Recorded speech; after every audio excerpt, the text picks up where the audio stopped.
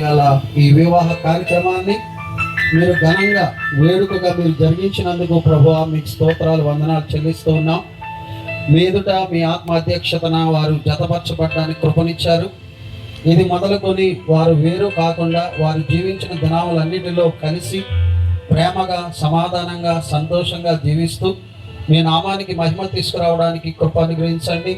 ఈ కుటుంబము పిల్ల పాపలతో దీవించబడి ఆర్థికంగా అభివృద్ధి పొంది అన్ని విషయాల్లో ఆశీర్వాదకరంగా ఉన్నట్లుగా దీవించి ఆశీర్వదించండి. జతపరిచిన వీరిని వేరుపరచడానికి ఎవరు కూడా ప్రయత్నం చేయకుండా అలాంటి సాతాను సంబంధ క్రియలను యేసు ప్రభు నామమున దూరపరిచి నిండారు దీవెన ఆశీర్వాదాలతో వీరిని దీవించి ఆశీర్వదించండి. వివాహ కార్యక్రమంగా చేరువచ్చిన ప్రతి ఒక్కరిని కూడా దీవించమని ఆశీర్వదించమని జరగవలసిన ప్రతి కార్యక్రమాన్ని కూడా మీ పాదాలకు అప్పగిస్తూ ఇంతవరకు మీరు జరిగించిన ఈ కార్యములన్నింటిని బట్టి కూడా మరొకసారి మీకే వందనాలు స్తుతులు స్తోత్రాలు చెల్లిస్తూ యేసు ప్రభువారి పరిశుద్ధమైన నామమున స్తోత్రములు చెల్లించి ప్రార్థన చేసి వేడుకొనుచున్నాము ప్రియ తండ్రి. ఆమేన్, ఆమేన్, ఆమేన్.